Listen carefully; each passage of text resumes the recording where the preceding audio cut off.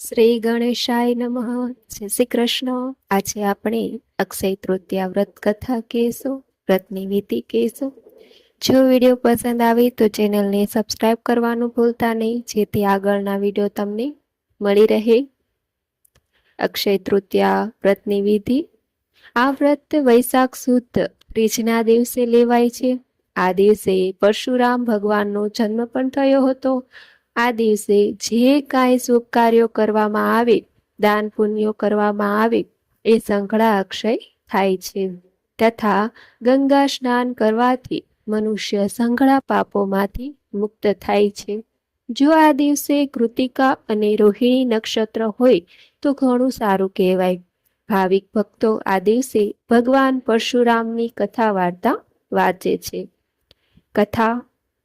કોઈ એક ગામમાં ઉત્તમચંદ નામે એક વાણિયો પત્ની તથા બાળકો સાથે રહેતો હતો. તે પૈસે ટકે ખૂબ સુખી હતો.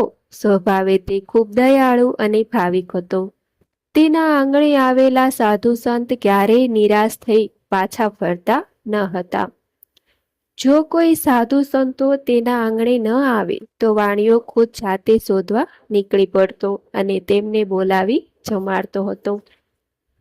ઉત્તમચંદ રોજ સવાર પડે સાધુ સંતોની આગતા સ્વાગતા કરતો, તેમની પાસેથી કથા વાર્તા સાંભળતો અને ગાય કૂતરાને જમાડી જમતો. આ તેનો નિત્યક્રમ હતો. એક દિવસ ગામમાં એક કથાકાર બ્રાહ્મણ આવ્યા. તેણે અક્ષય તૃતીયા વ્રતનો મહિમા સમજાવતા કહ્યું, વૈશાખ સુદ ત્રીજનો દિવસ એ અક્ષય તૃતીયા દિવસ. તેને અખાત્રીજ પણ કહેવાય છે. આ દિવસે ગંગા સ્નાન કરી વિધિપૂર્વક પિતૃ તર્પણ કરી ઘડા વગેરેનું દાન કરે તો તેના પર ભગવાન પ્રસન્ન થાય છે.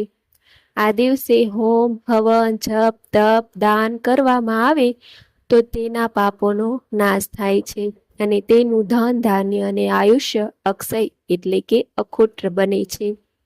ઉત્તમચંદે આ સાંભળી આ વ્રત કરવાનો નિર્ણય કર્યો. જ્યારે વૈશાખ સુદ ત્રીજનો દિવસ આવ્યો ત્યારે તેને વ્રત આરંભી દીધું. તે ગંગા કિનારે જઈ સ્નાન કરી ઘેર આવ્યો અને સાધુ સંતોની બોલાવી જમાડી ઘડામાં સોના મહોર ભરી દાન કર્યું. બ્રાહ્મણોને પણ દાન દક્ષિણા આપી. તેના પત્નીએ આ બધું ગમતું ન હતું. તે પોતાના પતિને દાન કરતા રોકતી હતી, કકળાટ કસતી હતી. આથી વાણિયાને ખૂબ દુઃખ થયું અને તેને તેની પત્નીને સમજાવી અને શાંત કરી. ત્યાર પછી તે ભગવાન વિષ્ણુની પૂજા કરી જમવા બેઠો. ભોજનમાં જવના લોટમાંથી બનેલી વાનગીઓ તેને ખાધી. આમ તેને એકટાણું કરી આખો દિવસ ધર્મ ધ્યાનમાં પ્રસાર કર્યો. આ રીતે ઘણા વર્ષો સુધી ઉત્તમચંદે અખાત્રીજનું વ્રત કર્યું, દાન દક્ષિણા આપી. આથી તેનું ધન વધતું જ ગયું. દાન પુણ્ય કરવાથી તે હંમેશા વધે જ છે, ક્યારેય ઘટતું નથી. આ જન્મમાં ઉત્તમચંદે આચરેલા અક્ષય તૃતીયા વ્રતના પ્રભાવે તે બીજા જન્મમાં અમરાવતી નગરીમાં એક ક્ષત્રિય રાજાને ત્યાં જન્મ્યો અને મોટો થતા રાજગાદી પર બેઠો. તે રાજા થયો ત્યારે પણ તેનો દાન પ્રવાહ વધતો રહ્યો, ધર્મ કાર્ય થતું રહ્યું. આથી તેનો ધન ભંડાર અખૂટ રહ્યો. તેની ધર્મપ્રિયતાથી ચારે બાજુ તેની વાહવા થવા લાગી. તે દેવ તરીકે પૂજવા લાગ્યો. અક્ષય તૃતીયા વ્રતનો આવો પ્રભાવ છે. જે કોઈ આ અક્ષય તૃતીયા વ્રત કરશે, તેની કથા વાર્તા વાંચશે કે સાંભળશે, તેના પર પ્રભુની કૃપા ઉતરશે અને તેના ઘેર ધન ધાન્યના ભંડાર અખૂટ રહેશે.